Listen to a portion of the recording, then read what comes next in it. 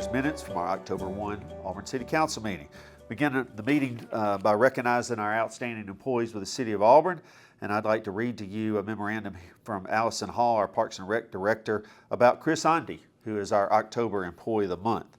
Chris has demonstrated an unwavering commitment to his role. His meticulous attention to detail is evident in the transformation of both the small and large dog parks at Kiesel Park.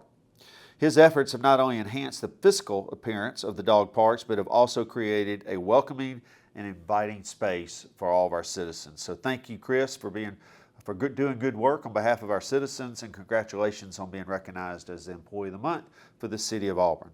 Under service awards last night, the City Council recognized Alex Miranda and Kadira Richardson from Police and Finance for 5 years of service to the City of Auburn, Mike Hayden from our Police Department, 10 years, Antonio Fannin, Police, 15 years, Leslie Johnston from our Library, and Edward Ray from our Fire Department for 20 years. And then last night we recognized Jason Crook, Bud Neesmith, Stephen Hicks, and Tyler Witten, all retiring after great careers here at the City of Auburn. We wish them all well and thank them for their service, and we thank all of our employees again for all the good work that they do on behalf of this growing community. Under City Manager's communications, the City Manager made a board announcement. Parks and Rec Advisory Board, there are 2 vacancies. These terms begin in December of this year. They are 4-year terms that go through 2028. There are 2 members of the Parks and Rec Advisory Board whose terms are coming forward. They've both served 1 full term.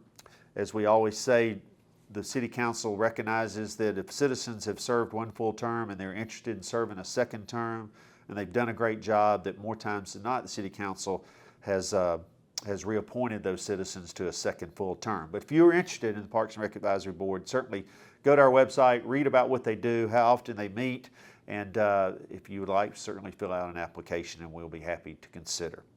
Under the consent agenda, the City Council authorized the temporary street closing and an entertainment district related to Tip-Off at Tumors, which will be October the 17th, 2024. This is the 3rd time that this has occurred in downtown Auburn, weather permitting, and we look forward to recognizing the men's and women's basketball teams at Auburn University with a modified practice in the center of downtown Auburn. There will be an additional activity that night. There will be a concert with Cole Swindell that will occur right after the basketball practice concludes. All the information related to this you can find from the athletic department. If you have any questions, please let us know. Under contracts and agreements, City Council approved the purchase of property located at 406 North Donahue Drive. This is related to the Boykin-Donahue project, and this is related to street widening that will be needed for this project. October 1 is the first day of the city's fiscal year, so the next 3 items are related to vehicle purchases. The first is for our Water Resource Management team. The second is related to our Water Resource Management team and a new staff member. And the third vehicle is related to our new emergency coordinator that works in public safety. These are all pickup trucks that will be utilized by the staff. All the information is again on our city's website. Under ordinances, the City Council reapproved 2 annexations that were correcting administrative errors. These were considered and approved at our most recent meeting, but due to these errors, the City Council needed to reapprove these. The first is the Simonton annexation. This property is located at 812 Lee Road 415, which is Winterhawk Drive. The second is the Shepherd annexation. This property is located at 261 Lee Road 415 at Winterhawk Drive.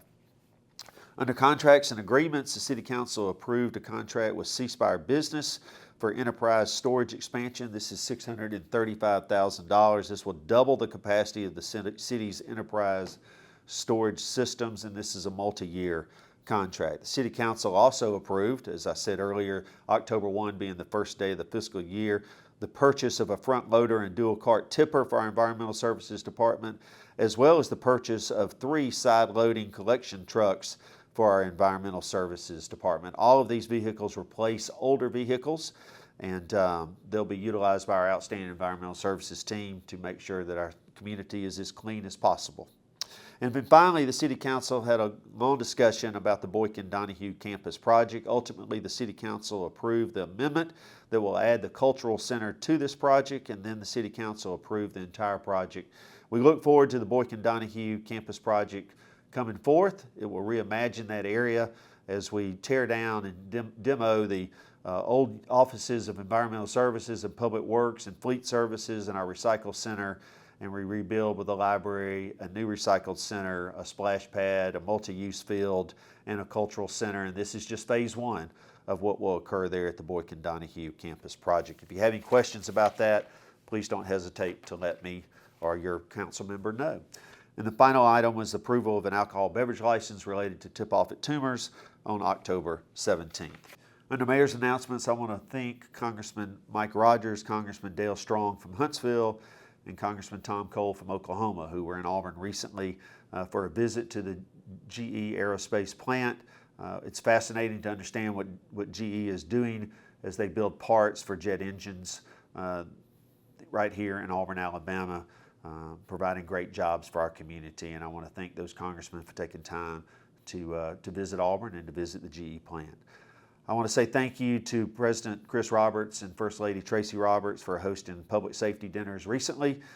This is an annual event where they recognize the contributions of our public safety staff and leadership, not only in Auburn but in Lee County, with a nice dinner at their home. And thank you, Chris and Tracy, for doing that on behalf of those men and women that protect us every day. I want to say congratulations to our industrial development and recruitment team.